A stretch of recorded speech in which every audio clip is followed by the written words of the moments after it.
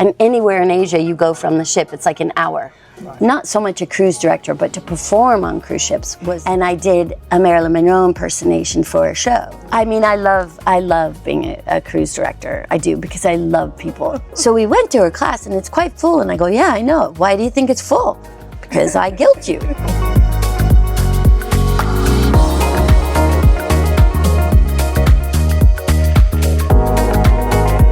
So Rickee and I are here today with Vicki Van Tassel. We're very excited because we sailed with her on another cruise line a couple of years ago, I guess it's been. Yes. And then we sailed with her husband on Swan Hellenic. Yes. About a year ago. And she doesn't know this, but we booked this specific cruise. I've been asking Crystal. No way. We want to be on when Vicki Van Tassel is on. Oh my gosh. Yeah, we did. I did not know that you had done that. We knew your schedule. They said she's going to be on gosh. vacation this time. I said, no, we want to wait until she's on board. Oh, wow. Okay.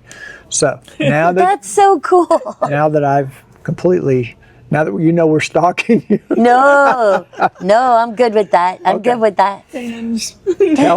Tell us how you got started in the cruise business. How did this? I assume as a performer. Well, I started as a musical theater performer, and I had been doing theater for years and years and years. I had toured.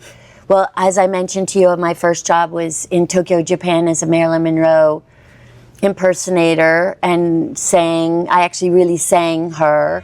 I wanna be loved by you, just you and nobody else but you. I wanna be loved by you. And I was a kid. I was just a kid in Tokyo going, wow. And then I met a dance teacher in Tokyo at the Broadway Dance Center there, who worked in New York at the Broadway Dance Center there as well. And he said to me, if you're going to do theater, you need to come to New York.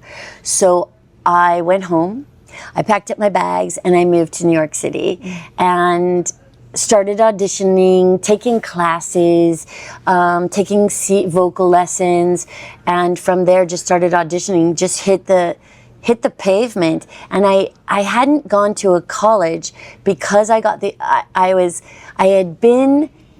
I applied to a college with my mom assisting me, and we lived in Washington State, but the college was in Portland, Oregon, because we were right across the river.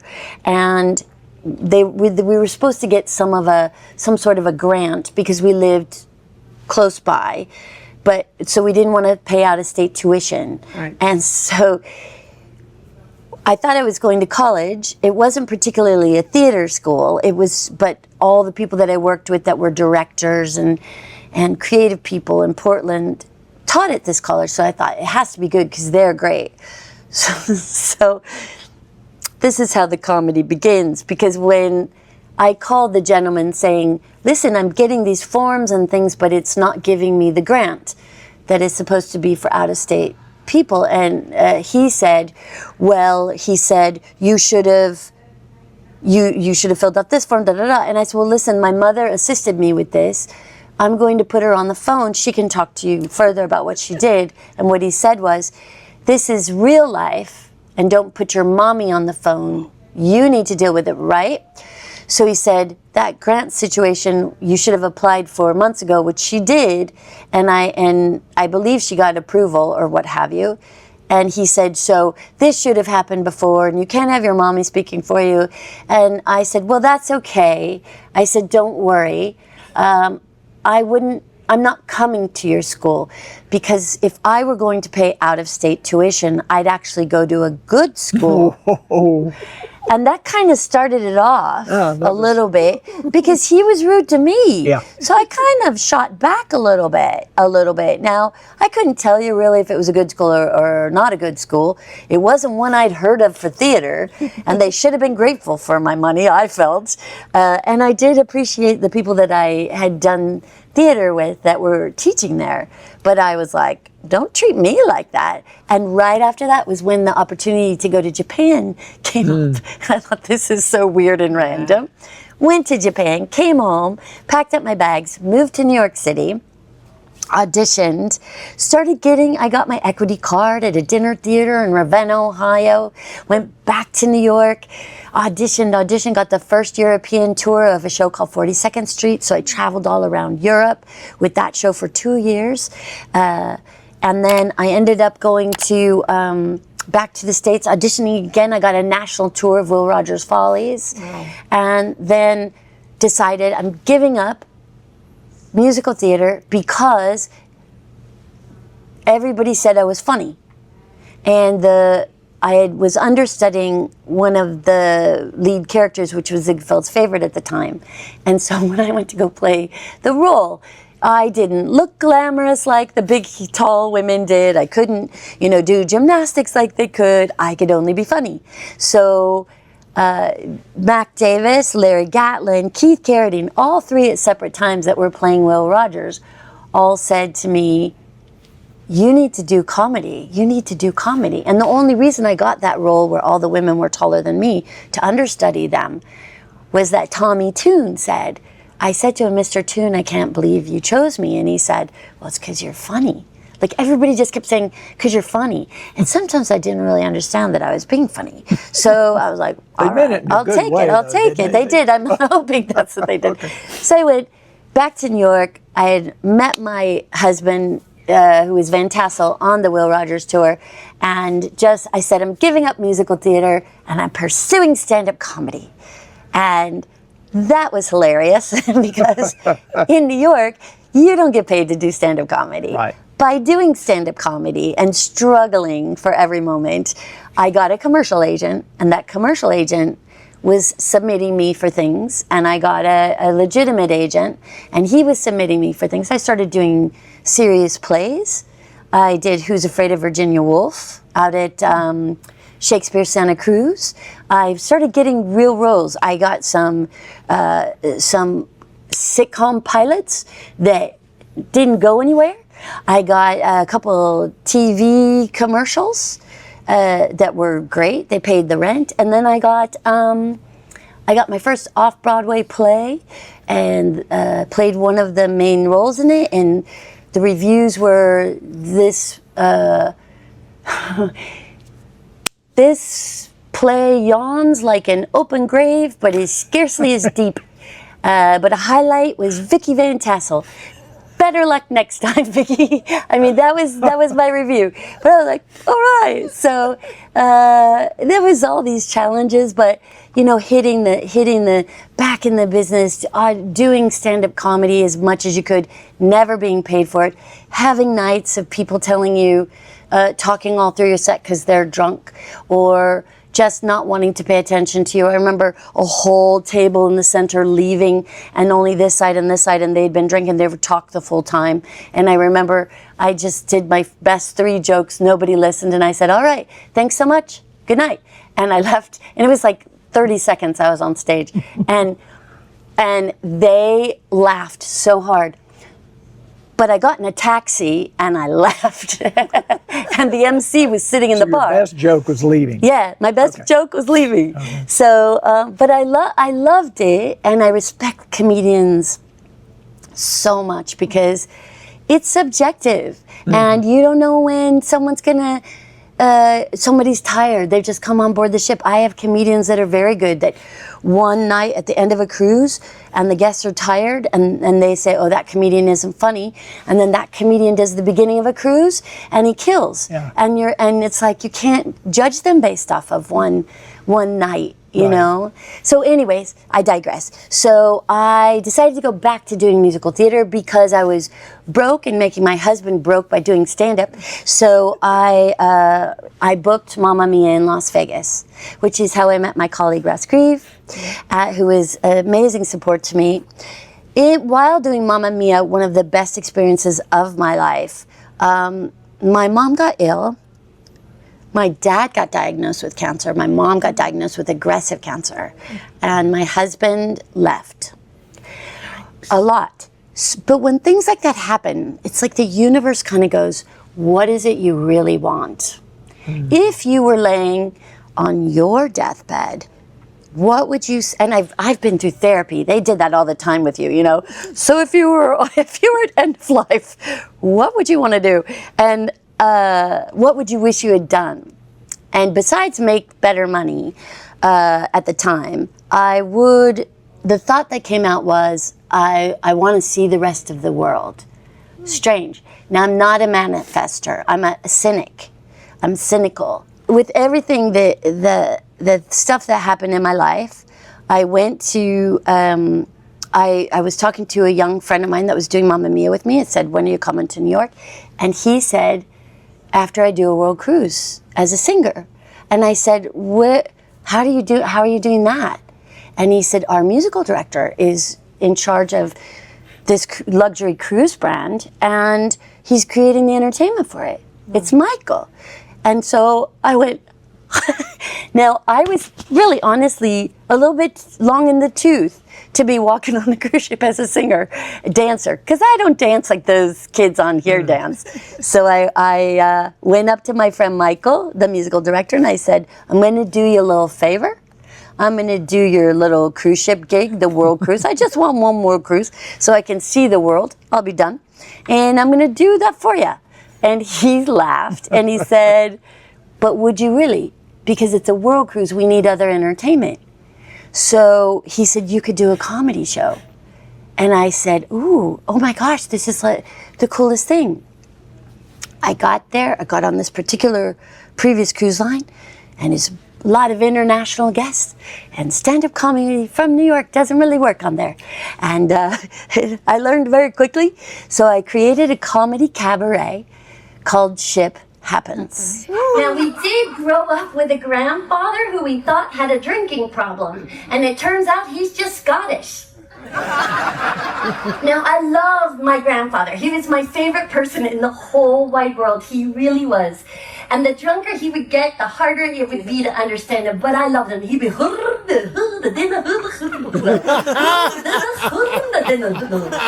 the fabulous thing is, he could not pronounce his V's. So he called me Icky. And did you see it? We've seen it. Oh my gosh. Because you know I don't do it anymore. I know. No, I don't do it. Because the cruise directors here, they don't do shows anymore. They don't do shows anymore. So I know that they might have had people do them before, but the cruise directors now, they don't do shows. They participate potentially in a song or two, which is the only way that I knew that I could do my end bit at the end of the shows and read the reflections. Which is worth staying for. I love to be able to do that. I love it so much to just wreak havoc of the next day's activities and just joke and have a good time. And How many of you are now with Mila? If you've met Mila, the person exactly. She's still stretching alone at 7:30 tomorrow morning. She's stretching still by herself in the Pound Court, she's alone. 8:30 a.m. she's doing the fabulous abs class by herself. Also, well, she'll be in the fitness center for that. But listen, I know I give Mila a hard time, but I have to tell you, she's really fantastic. She really is amazing. I've taken her boot camp for buns class, and it was so good that I have never been back. So I say you guys should take this class. She's amazing. We've got Computer University at Sea with Lori Murray. She's going to teach you how to turn the lights off in your cabin.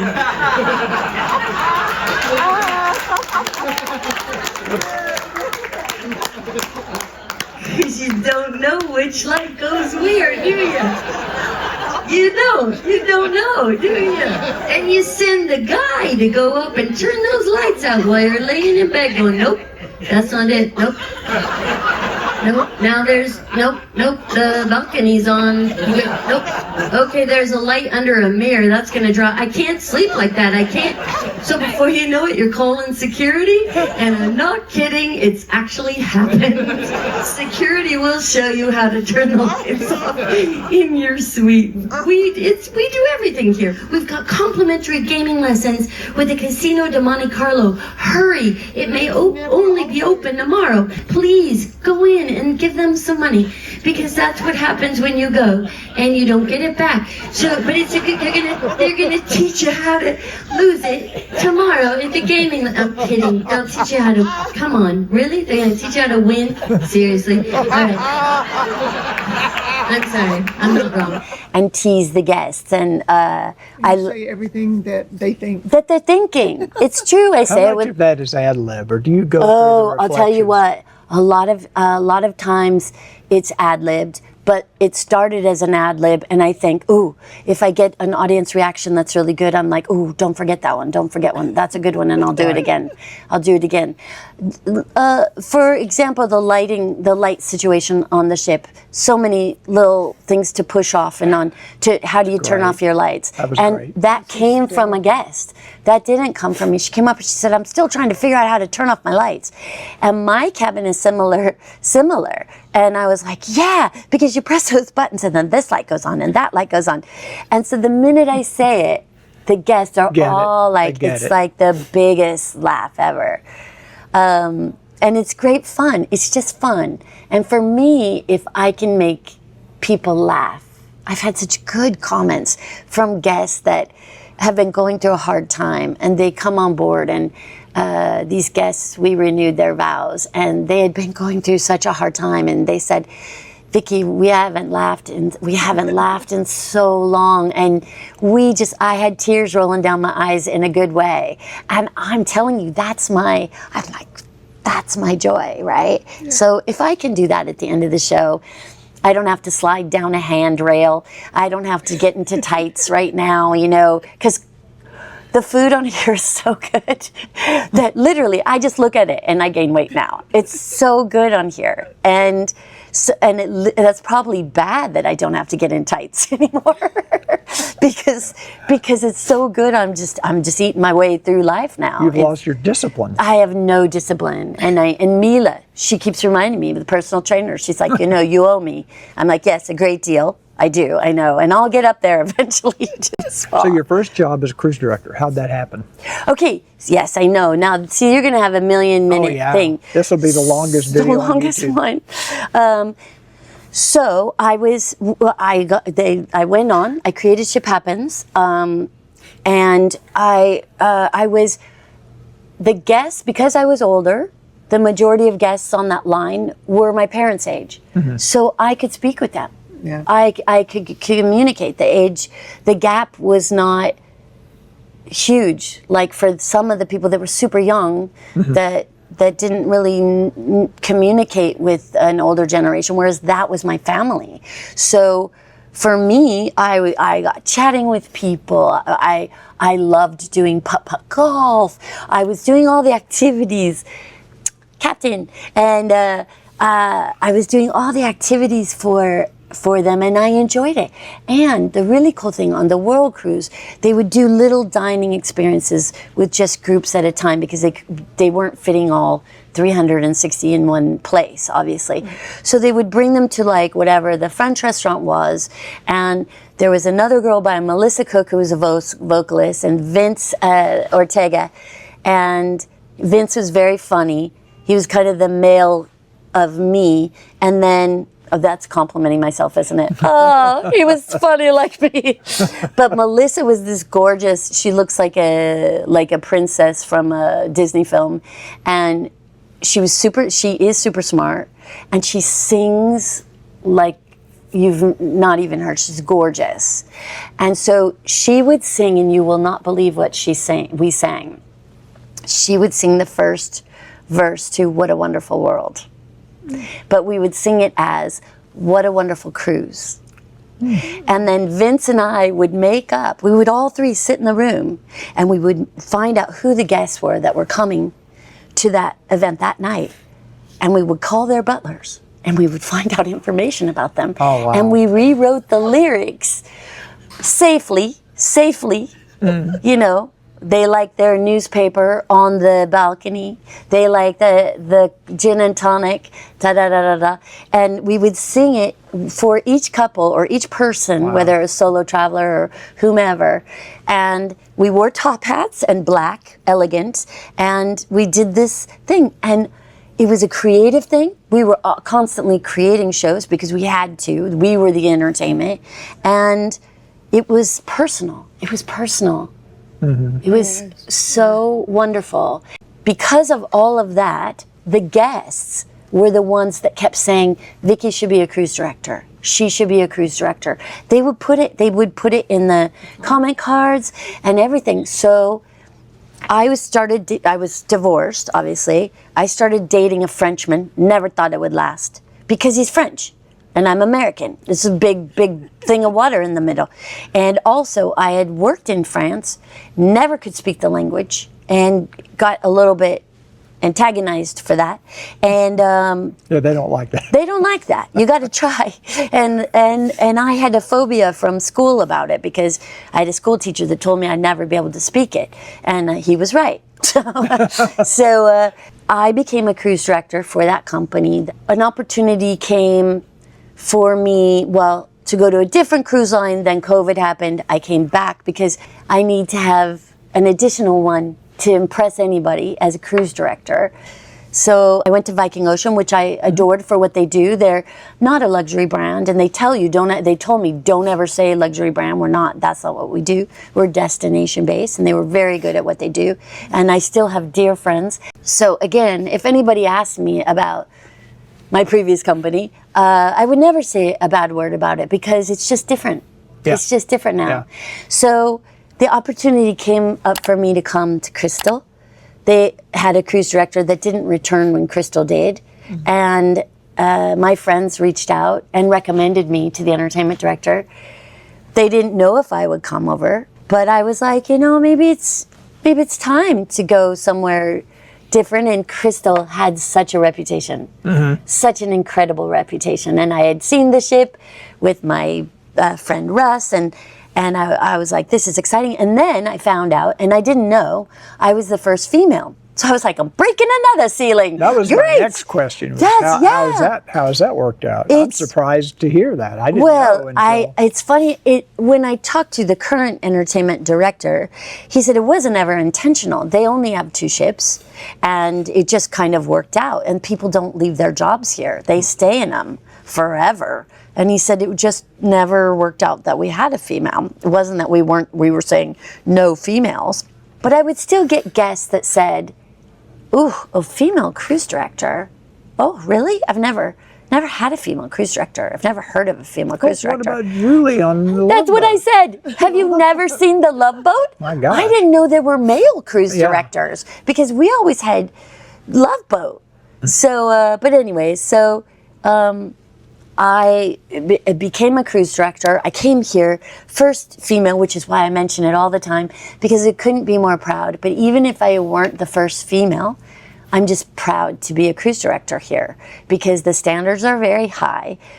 What excites me is the guests seem to have, the majority, have really embraced my sense of humor and get that, okay, this is Vicki. She's quirky, she's funny, she doesn't sing like Bob Goulet, she doesn't look like Richard Gere, but she doesn't play trumpet, but she's quirky and she's funny, she cares. That's what I would want people to think, is that I do care, and if I want people to have an amazing vacation. So hardest part of the job, what is the hardest part? Is it corralling all of the entertainers? How'd you know? The team on here, especially the dancers and singers, are like, if I had kids, I don't have kids because I would, my brother was when my career would hit a lull back in the day when I was doing theater, I would say, well, maybe it's time to have children. But on here, they're my family, they're my kids, and I don't want to disappoint my kids. But sometimes when you have kids, you have to disappoint them. And you have to say, no, I can't do that, or we can't do that, or I need you not to do that. That's tough. It's a challenge because also I have a librarian. She's wonderful, but I have also lecturers. I'm in charge of the lectures and keeping track of the lectures. I'm in charge of dance hosts. I'm in charge of the ballroom couple that are in charge of the dance hosts.